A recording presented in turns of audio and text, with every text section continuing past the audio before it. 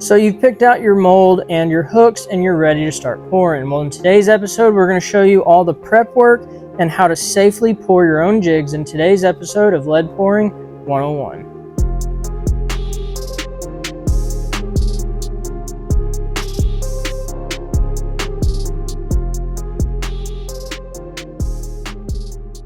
Welcome back to the channel, guys. So today we're going to cover everything that you need to know to prep and safely pour your lead.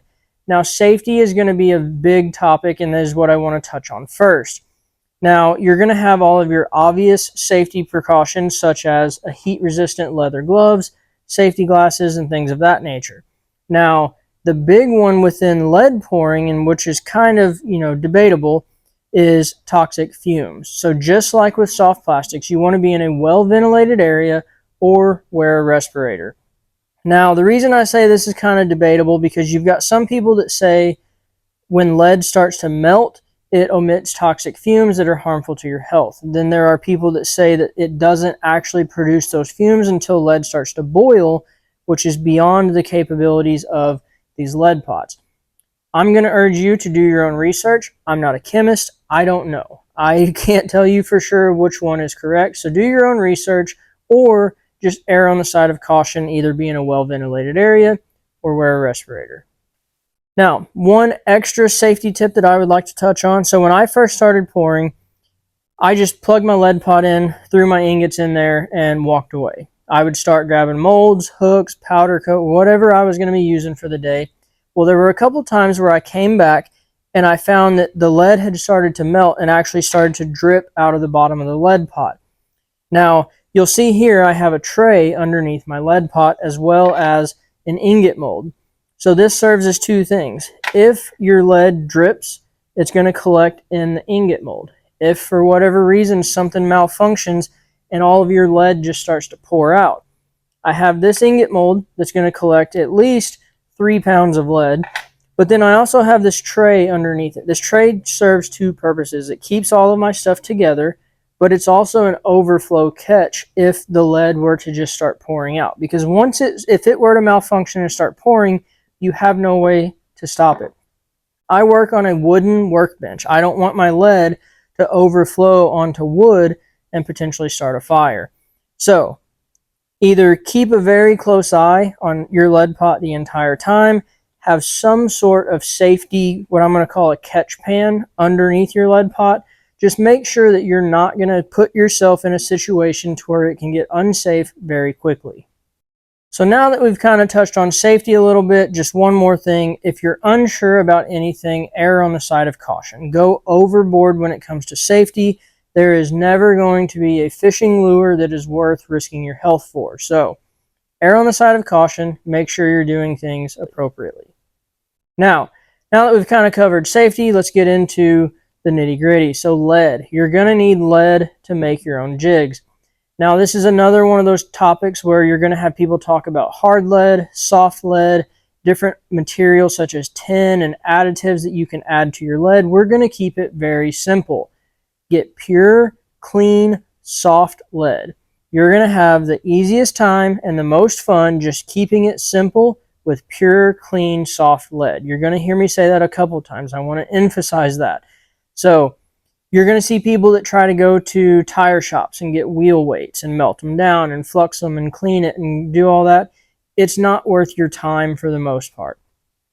A couple pounds of lead is going to make you quite a few jigs. For just the general hobbyist that's trying to get into this, just buy lead from a reputable manufacturer. Either go through a company that sells all this equipment for making lures, such as Barlow's, Do It Molds, Designers, wherever you want to go to get your stuff, or you can go through an actual metal manufacturer. Roto Metals is probably the most popular one that I know of, and I'll leave all of these things linked down below, along with everything that we're talking about in today's video. So don't worry about trying to keep up. I'll have everything linked down below. All right, so we've got our clean, pure, soft lead. We're going to need a way to melt that. This is the Lee production pots, the 10-pound model. They make a 20-pound model. The 10 pound is probably the most common amongst just your hobbyist lure makers. It's more than enough to, if this is just a hobby and you're not trying to mass produce, the 10-pound pot is more than enough.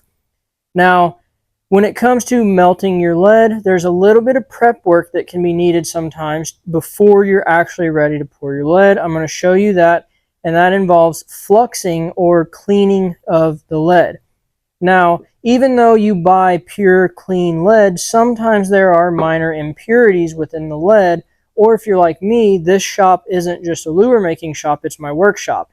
I work on my trucks, tractor, we do woodworking in here, lots of stuff where dust and debris can be in the air and settle on top of my lead pot, causing contaminations and impurities. So if that's the case, you're going to need to flux or clean your lead, and we'll show you how you do that. So with these production pots, all you have to do to turn them on is plug it in. It's just a regular 110 outlet. You're going to plug it in, and then on the back of the lead pot, you've got settings from 1 to 10. I like to run mine on about 6. That's a good temperature to get everything melted, but not so hot that you drip out of your spout. Once you plug it in, you're just going to take your ingots from wherever you get them, your good, clean, pure, soft lead, drop them in the pot, and then be patient. With a 10-pound pot, say you've got it anywhere from 5 to 8 pounds of lead, which is typically where I run mine. From the time I plug it in with it set on 6, it's usually going to take around 15 minutes or so to actually fully melt and get to a state where we're ready to flux.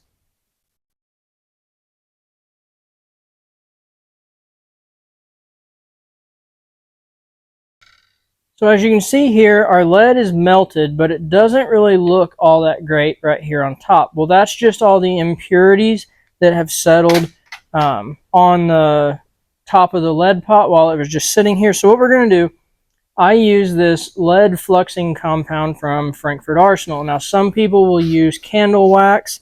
I've seen some people talk about using sawdust. There's a few different things you can use. This is what I use. Now, you can see it's a white powdery substance. It will clump up a little bit, but don't hesitate to just grab one of those clumps and put it in. Now, I just get a little spoonful, maybe say that much, and just kind of sprinkle it on the top. Now, what you're going to notice, I don't know if you can see this on camera, there is going to be some smoke come up from the top of the lead pot. So again, make sure you're in a well-ventilated area. Now, I'll kind of just push this around for just a second, and then I just let it sit. And what that's going to do is that fluxing compound is going to draw all the impurities up to the top. So I'll just kind of let that sit for a minute, and then we'll scoop it out, and you'll see how clean the lead looks when it's done. So now that we've let that sit, you can see it's actually formed kind of a crust on top of the lead pot, and that's where that fluxing has brought all the impurities to the surface. Now I just scoop mine out and place it in the back of my little ingot mold. And as you can see, the lead is already looking much cleaner and is in a better pouring state. And you can do that a couple different times depending on how dirty your lead is, but eventually all those impurities will come up. You can scoop them all out, and now you have nice clean lead that's ready to pour. Now, one thing I want to show you, so you can see how the lead, it goes from that bright silver and it starts to kind of change colors on the top a little bit. That's just lead oxidation. You have the cool air hitting the hot lead. Don't worry about slight discoloration around the top of your lead. It's good to go. Now, for consistency, if you want to know the temperature of your lead, you can get one of these Lyman thermometers. So this is actually for reloading. That's what a lot of the lead melting stuff you're going to find is for, is reloading. So as I mentioned, I have my lead pot set on 6. If I stick that down in the lead, we'll see where we're at. So you can see with the lead pot set on 6, we're at 845 degrees roughly. Now when you take this little probe out, that's another good reason to have this little tray. Set it on your tray, let it cool off. So you've got your lead melted down, you got it cleaned, and you got it ready to pour. Now, one thing you can also do is preheat your mold, especially in the winter time when your when your mold is cold. The lead cools so fast that if your mold is too cold, it'll solidify the lead before it gets to the bottom of the cavity, leaving you with incomplete pours. Now, there are a couple ways to preheat your mold. An easy one, what I like to do is take the side with the sprue opening, just lay it face down on top of the mold. The heat from the lead will come up through the mold, preheating the mold evenly and help with preheating the mold. The other way you can preheat your mold is just whatever cavity you're going to be pouring, just pour lead in it 4 or 5 times. One thing to note with that is, like this mold in particular is a weedless football jig mold. If you're doing that with a mold that is weedless and has that slot for the weed guard, put the base hole pin in the mold prior to running lead through it to keep the lead from just shooting out of the bottom. Because if you don't have anything to block the flow of lead where that base hole pin goes, it'll come shooting out at the bottom of your mold. The area where the hook is at, that area is small enough, the lead generally solidifies in there and it doesn't come out of the bottom of that, but it will come out where the weed guard goes. So if you're going to pour the lead to heat your mold, just keep that in mind. Put the weed guard in place prior to doing so. Now, the next thing is hooks. Now, I'm fortunate enough where I live, it doesn't get so cold that I need to preheat my hooks. However, if you're in the far north or somewhere where it gets very cold, and with proper ventilation, you've got your garage door open, it can get very cold. Sometimes you'll need to preheat your hooks prior to pouring to ensure that that lead flows nice and smooth. There's a couple ways you can do that as well. You can throw it in your toaster oven. I would turn it way down to like 180, 200 degrees, because remember, you have to get those hooks back out and put them in your mold. So you don't want it scorching hot. But you can hang these from the rack in your toaster oven, preheat them, or if you have a hot plate for soft plastics, you can just throw your hooks across this hot plate, turn it up to warm. You don't need it hot, but that'll be enough to take the chill off of the hooks to, again, help the lead flow. Then last but certainly not least, now I want to emphasize something. A spray or smoking the mold, you'll hear people refer to it, is not necessary. However, it can make life a lot easier. So this is called Frankfurt Arsenal Dropout Spray. It's the same company that makes the Fluxing Compound we use. And like I said, all of this is meant for reloading. They'll spray the inside of their bullet molds with this stuff, and it helps the lead flow, keeps it all smooth, consistent. It also aids in removing the lead from the mold. So if you've got a tricky mold where it won't pour unless it's scorching hot, everything's almost so hot you can't touch it, you can use the Frankfurt Arsenal Dropout Spray. And all you do is you simply take a clean mold, you take your dropout spray, it's got a BB in it like a paint can, and just spray a thin, light coat across the mold, let it dry, and then you're ready to pour your lead. And another little trick with this dropout spray, so I've got a ladle here, and then I showed you my ingot mold. I have sprayed the ingot mold and the ladle with dropout spray. That helps keep everything a little bit cleaner. All the little lead drips that land in the ingot mold, or if I'm scooping out lead with a ladle, it keeps all that lead from sticking to those items. It allows the lead to release because, again, that's one of the main purposes of this spray. It helps with the flow of lead and helps the lead release, so it just keeps everything a little bit cleaner. So if you're wondering why my ingot mold looks like that, it is the dropout spray. So just a little tip if you want to try that. And then for those of you wondering what smoking the mold is, I mentioned smoking the mold earlier. So that's where, if you don't have the spray or say you don't want to go out and buy it, you can use a candle. You just light the candle, you'll hold your mold open, hold the candle underneath the cavities, and basically what that's doing is it's applying a layer of soot onto the cavity of the mold. That layer of soot acts in the exact same manner as dropout spray. It'll help with the flow of lead and then help with the release of the jig head. So if you don't want to go out and buy this and you've got some candles laying around, just try it. You can smoke the mold. Now, smoking the mold, in my opinion, doesn't last quite as long as the spray, but with either one of them, whether you smoke it or spray it, whatever you do, if you notice the coating start to wear off a little bit, just reapply. Put your candle underneath it, add another layer, or just spray another thin coat. It's not permanent. It's not going to stay there forever, so you can just add another layer if it starts to come off, but that's pretty much all you need to do as far as mold preparation. And for anyone who would like to see it, as I mentioned, you can preheat your mold by pouring it. So we're going to pour a couple of these 1/2 ounce jig heads. I just put the base hole pin in place, close it up, pour the lead, wait just a second, let it harden. You can open your mold, and as you can see, the lead is warm, the mold is warm, and it filled in all the way, but that's because we had it laying on top of our pot. If you didn't, just repeat this process a couple times, and that will preheat the mold. And then all you got to do is take that little jig head out, take your base hole pin out, drop that lead back in the top of your pot to recycle, and repeat that process. I would say usually on these larger cavity molds, if you pour it about 3 or 4 times, that's hot enough. And then the smaller ones, sometimes it can take a couple more pours. But we'll do that a couple times just to show you. We'll just pour it, let it cool off, open our mold. And as I mentioned, you can see here, the lead doesn't really come out where the hook would go. You might get a drop, but it'll land in your ingot mold. But it will pour out of where that weed guard goes. So that's why if I'm pouring it like this on a weedless mold, I always have that base hole pin in place.